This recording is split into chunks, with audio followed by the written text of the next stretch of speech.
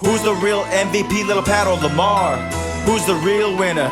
Who is the star? One is the face of the league, the other has to go far. Who's the real MVP, little Pat or Lamar? Okay, Patrick is back at it with those hands like a cannon. He's got Travis the Magnet and Sammy, y'all just can't handle it. He's the championship panic, he broke the curse of the man. He's just making it happen like, damn, did that really happen? Okay, he's sending all your favorite players home in a casket. I got a message for Lamar, you better step up your tactics. There ain't no stopping the magic, he's at your home and he's at it. Y'all been hiding in the bathroom, he's at the door with a hatchet. Super Bowl MVP, that's my man. Got that world champ ring. Oh, Lamar, what's on your hand? Yeah. People may debate between them, claiming this and that, but I'm looking at the numbers. 0-2, your boy got slammed. Patrick freaking Mahomes, baby. Go ahead and call it, he's the all-time champ, yeah. Patrick freaking Mahomes! Go ahead and call it, he's the all-time champ. Who's the real MVP, little Pat or Lamar? Who's the real winner?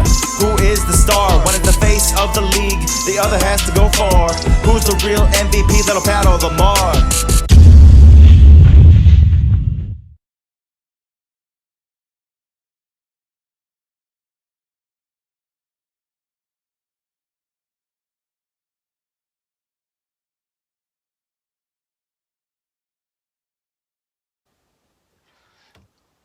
Yes! Now it's Lamar Jackson 0-3 against your world champion Kansas City Chiefs. How sweet it is, baby! How sweet was that? Monday Night Football in prime time. The MVP, the real MVP delivers. Your Kansas City Chiefs, 34. The Baltimore Ravens, 20. In a rather easy game. Yeah, there were some moments. We're going to get to it where we were kind of thinking, this don't feel good. But this is a game that you freaking embrace. It's up, you freaking tackle, and you win. Ladies and gentlemen, boys and girls, Kansas City Chiefs, freaks, worldwide of all ages. The two best teams went at it on Monday night. 2-2-0 teams. The stronger team won by far. And that was your Kansas City Chiefs. But early it didn't look good. The Baltimore Ravens just ran down the field. Mark Ingram had a 7-yard carry. Lamar Jackson had a 38-yard carry. That other back, number 35 of the Ravens, had another 20-yard carry before they know it. It was 1st and 10. First and goal at the 10. Chiefs held to a field goal. Then the Chiefs, oh my gosh, what an offensive scheme they had for the Ravens last night. They came out, moved the ball down the field, showing plays that obviously they didn't show last week against the Chargers. The Chiefs did, honestly, let's be honest. I mean, I'm always going to keep it real. The Chiefs played vanilla offense against the Chargers. Wow, they emptied everything in this game. Went down the field, Patrick Mahomes was going to pass it in, took it around the right side, and ran in. And just like that, it was 6-3 Chiefs. But Butker missed an extra point. He shaped that bad boy. Come on, Butker. So now it's 6-3. And the defense for the Chiefs really took over. The Ravens had a 3-and-out. Patrick Mahomes drove the ball down the field. And wow, what can you say? Let's just get right to the Chiefs offense for the rest of the half. We had the beautiful touch pass as Patrick Mahomes was rolling out of the pocket. Hits Tyreek Hill for 28. And how about that freaking underhand pitch to Sherman? I loved it. Patrick Mahomes was in a shotgun situation. Had all 5 of his receivers, 2 to his left and 3 to his right. Went back under center. And we're thinking, wow, what is this? Then Tyreek Hill lines up in the running back behind Patrick as he's under center. He fakes the handoff to Tyreek Hill, looks to his right, and throws and underhands it to Sherman, who takes it in 4 yards for a touchdown. That was freaking hilarious. It was freaking awesome. Then 3rd and 14. Oh, let me get back. It's 13-3. The Chiefs are in total control of this game. And Harrison Butker, for some reason, Harrison Butker's kicks were short early in the game. Each direction. At first I thought, well, it's the wind going this way. And then, it must not be the wind because they're short. I don't know if Andy Reid wore out Butker's leg. We're trying those 3 kicks over 50 yards last week. but his kickoffs were short. So consequently, Baltimore Raven takes it 93 yards for a touchdown. And Steve Levy and the guys for the Monday Night Football crew go, whoa, that's the first kickoff return all year for a touchdown. Yeah, because the kickers are kicking them out of the end zone. They moved the freaking kickoffs to the 35 so they can kick it out of the end zone. Butker was short. I don't know what happened. Then the Ravens are back in the game. The Chiefs are up 20-10. And what can you say about the freaking 3rd and 14 with 2 minutes left at the 50 when Patrick Mahomes takes that extra step back. He takes like 12 steps back in the pocket, off his back foot, zings it to baby cheetah, McCole Hardman. Freaking beautiful pass. It seems like every time Patrick Mahomes steps back in the pocket, something sweet happens. So the Chiefs are up 27-10 at half, or right before half. Then Chris Jones gets a big sack. So you're thinking, okay, at least get a field goal. Butker missed a 42-yarder. Come on, Butker. Can't have that. So now we're thinking, I hope those 3 points don't cost us. But the Chiefs came out. The second half, Patrick Mahomes hits a great wheel route to Clyde Edwards-Helaire. He makes the catch. You're thinking, wow, this is what an amazing drive. Then 6th round draft pick, number 34, last year at Utah State. He's short, but he's never fumbled. He was the backup running back for the Chiefs throughout the playoffs in the Super Bowl, Darwin Thompson. Darwin fumbles the football. We thought, man, we just ruined a chance to put this game away. Ravens will go back down the field, kick a field goal. So then the Chiefs get the ball 3rd and 1 at the 50. They give it to Darrell Williams. He gets a half yard. Now it's 4th and inches. They tried an inside handoff to Anthony Sherman. He's stuffed. You're thinking, uh-oh, we should have put these guys away. Now we just had 2 offensive possessions in the 3rd quarter when we were moving the ball, come up short. This isn't good. Then lo and behold, Lamar Jackson takes the team down. 5-yard touchdown pass to Andrews as the 4th quarter starts. And now we're thinking, wow, this is 27-20. It was eerily similar. It was eerily similar to the last Kansas City Chiefs loss mid-November, early November against the Tennessee Titans. Yeah, I remember that game. Patrick Mahomes just came back from his injury. Passed for 448 yards. The Chiefs kept the momentum of that game. They kept being up by 9, but they kept doing stupid crap to keep the Titans involved. So while I felt confident about the game, I started to get that feeling like I felt against the Titans. Well, we better break out the Alka-Seltzer, man, because this game with the Ravens should have been long over. When the Chiefs were up 27-20 at that time, I thought, man, this is unfair for the Kansas City Chiefs to ask Patrick freaking Mahomes to do even more when he's just freaking carrying everybody, when he's doing everything he can. It's unfair to have him put the game away. But that is what he did. Went down the field. Beautiful, long, sustained drive. Hitting Sammy Watkins.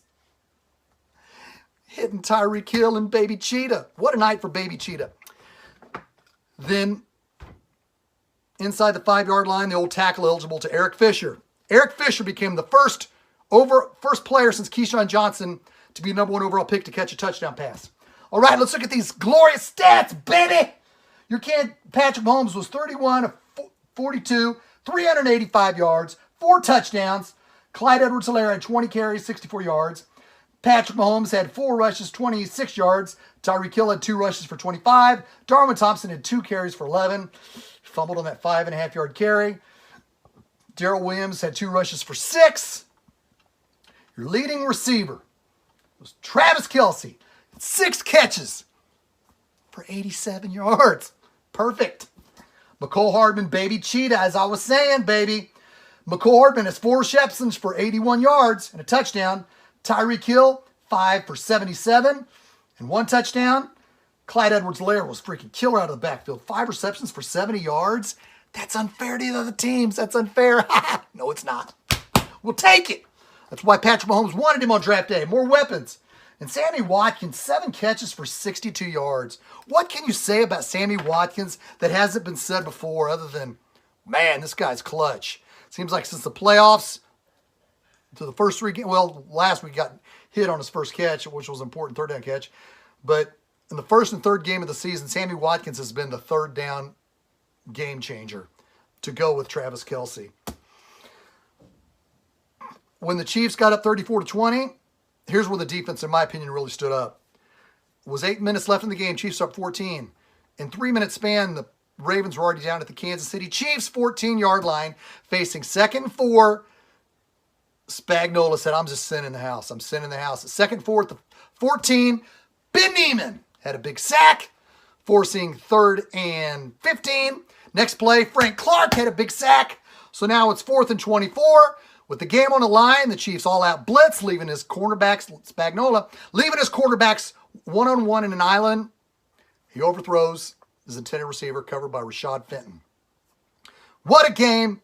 What a game. All right, let's look at some negatives, all right? The negatives are Butker. You got to snap out of it, pal. We love you. I wouldn't want to have any other kicker besides Harrison Butker, but he's got to get it right. He looks like a perfect dome kicker. You get him outside, and the possibilities of him missing are definitely better than they are if the game wasn't inside. And throughout the last 3 years Butker's been on the Kansas City Chiefs, he mostly misses when he hooks it. He's a hooker. Straight hooker. He ain't no Asian hooker like Steel Panther sings. He's a hooker when he misses. So Butker's got to straighten it up. Just straighten it up, baby. Don't pull it so far. Don't hook it left. Just straighten it up, Butker. We need you. Some of these games are going to come down to a kick like last week. We hope he didn't wear himself out, but he did get the last couple of his kickoffs into the end zone, and that's what we want to see moving forward. The other concern is Andrew Wiley, the Kansas City Chiefs start right guard, had a appendicitis attack before the game. That's scary. I had an appendicitis attack when I was 19, but I wasn't in an NFL locker room getting ready to take the field. It happened an hour before kickoff, and he got taken off the field to the hospital. Mike Rimmers. What can you say? Mike Rimmers stepped up. Former New York Giant stepped in at right guard and delivered. Great freaking addition, Mike Rimmers. We need that now because Tardif's opted out. Andrew Wiley had his appendicitis attack. He's probably going to be ready for 2 or 3 weeks. I know Matt Castle back in 2010 had appendicitis attack and only missed 1 game. If Andrew Wiley can only miss 1 game, then we'll give him the Matt Castle Award for coming back after appendicitis attack. Let's see. McCole Hardman. I know I call him Baby Cheetah. Obviously, it's not a slam. I'm not calling him a baby. He's obviously a cheetah-like threat. And we know Tyreek Hill's the cheetah, but McCole Hardman being the younger of the two, being the future, he's going to be here a while. We're not fooling. So I call him Baby Cheetah. He'll grow into the big cheetah, and Tyreek Hill will always be the original cheetah. Let's cross that bridge in due time. In due time. We just found out, the worldwide just found out that Patrick Mahomes is going to have a baby. So I guess if he has a boy and he names him Pat, it'll be little Pat. His dad's side of the family calls him Little Pat. So maybe little Pat. I don't know. He could have a girl. But congratulations to Patrick and Brittany. Babies are good. Babies are good. They carry the legacy. They carry the name. Patrick Mahomes' son could take over for the Kansas City Chiefs when Patrick Mahomes is 46. That's a possibility. There's some magic going on in them genes. I'm serial. Super serial. His dad's a badass. And freaking Patrick Mahomes is the face of the freaking NFL, buddy. It's a big game next week. We just took care of Lamar Jackson. Now Cam Newton is going to come to town. They deserve our respect. We're going to give them our respect. But it's at Arrowhead where 16,000 Kansas City Chiefs fans will be there. It's going to be awesome. On a personal note, look forward to the Throwlander from Red Tribe Cinema. Throwlander, it's going to be a badass work for Red Tribe Cinema coming up either Thursday or Friday. It's a spinoff Highlander. And it's Patrick Mahomes versus Lamar Jackson. It's going to be badass, man. It's pretty epic. There's some scenes in there that might be PG-13 because Patrick and Lamar are going at it with the sword.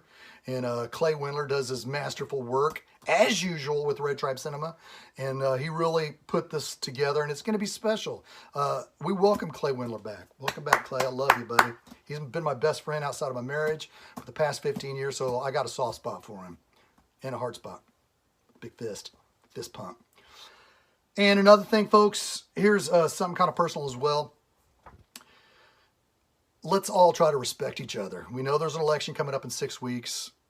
We know that there's Republicans and Democrats, and let's respect each other. The best thing about this country is that we have the freedom to be Republican or Democrat.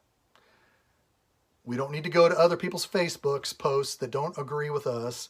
Like if you see your friend on a Facebook that votes for the candidate you don't want, don't send them private messages about how they're idiots. Don't send them private messages on how they're wrong. Don't send them private messages with information that if they don't support the candidate you want, respect them, because we need unity. Unity will get us through in this dark time. There's a lot of hate going on in this world, and we need to be positive, and we need to love each other. This is America, the best country in the United States. The best country in the world, folks. And this is real sincere. It gets ugly in election year, and this year it's probably been uglier than it's ever been.